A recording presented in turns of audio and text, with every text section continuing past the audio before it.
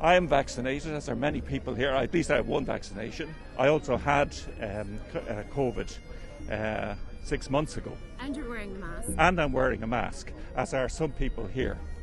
So the other thing is that I think there's an attempt here to turn back the victories of history.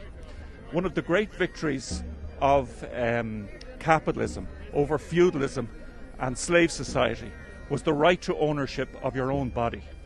It took centuries upon centuries and millions of gallons of blood, if you like, to achieve those things, as with freedom of speech, freedom of assembly and freedom of movement.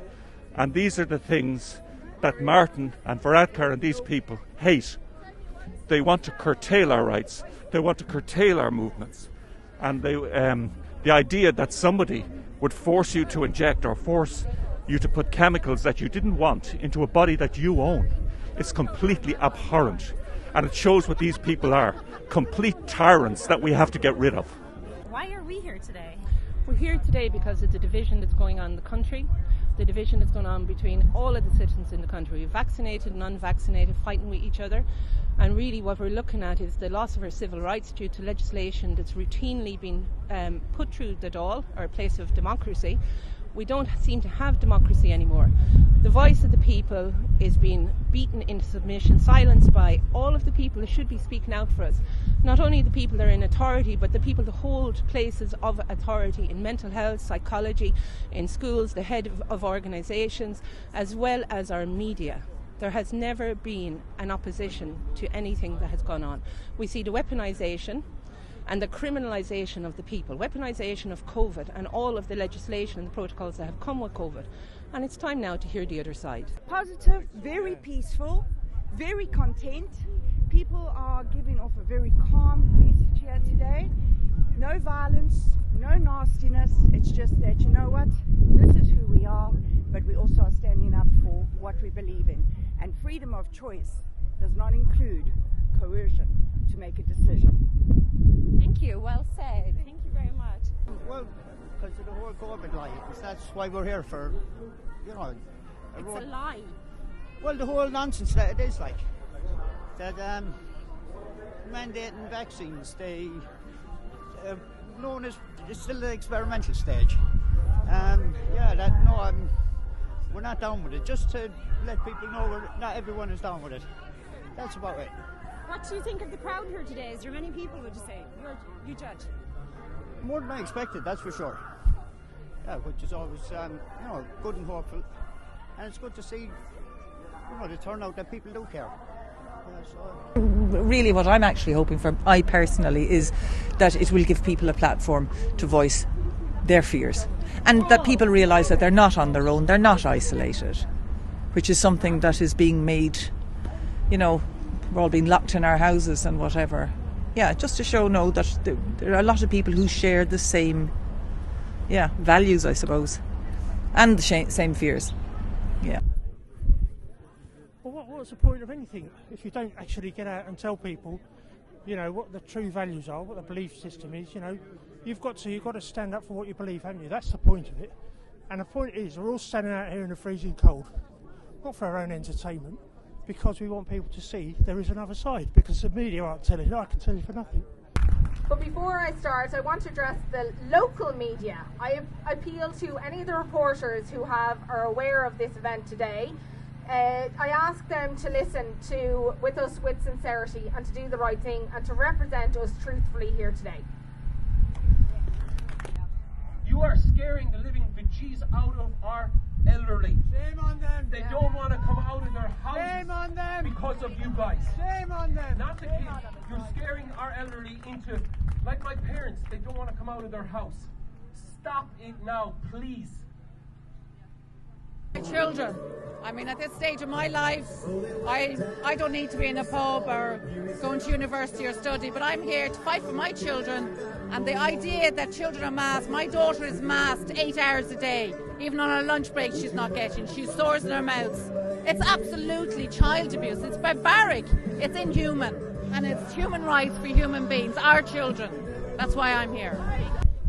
Stand away from you. When you're not vaccinated, people stand away from you as if like you're a leopard. You know that leopard seed? It's like, oh my God, it's awful. It's awful, the divide, and yeah, it's all about control. I support informed decisions, choice and body autonomy. I acknowledge and accept the right for those who have made the decision to receive an injection. But I do not support COVID certificates or mandatory vaccines of any nature. Yes. Woo! This type of medical intimidation and coercion is abhorrent and should never be accepted in a functioning democratic society. Yet, disturbingly, over the past 20 months, our society has evolved into a dictatorship, a totalitarian dystopia. It has become intolerable and growing more and more unstable each day. Hate speech towards unvaccinated people has actually become the norm and is rising exponentially. We now face an onslaught of vitriol and hatred and unwarranted blame directed at us daily, courtesy of an inept government and a biased media. I'm a retired teacher. I've spent all my life in a classroom where I never ever discriminated against a child, a colleague, staff member, a parent, and I am ostracised out of my own town basically because I cannot go to a pub, I cannot go to a hotel, I cannot go for a coffee, cannot even meet anybody for a coffee. I have medical reasons, I cannot be vaccinated.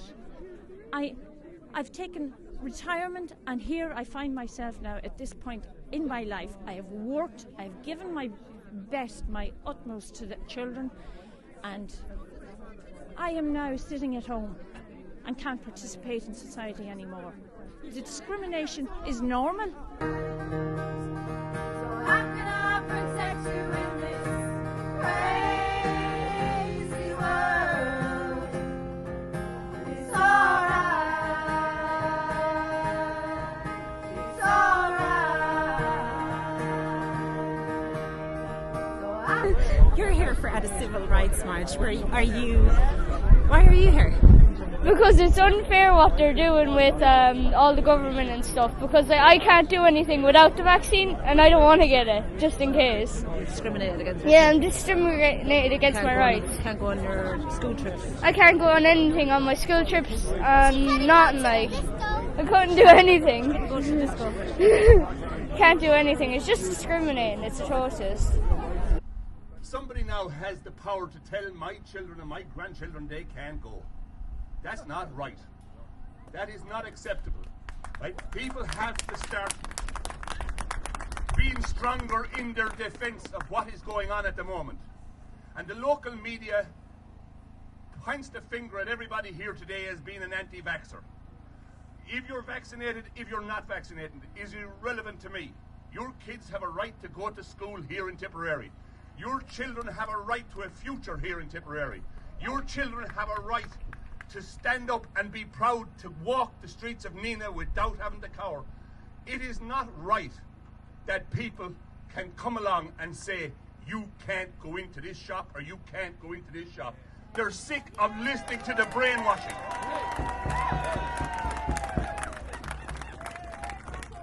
They're sick of listening to the brainwashing.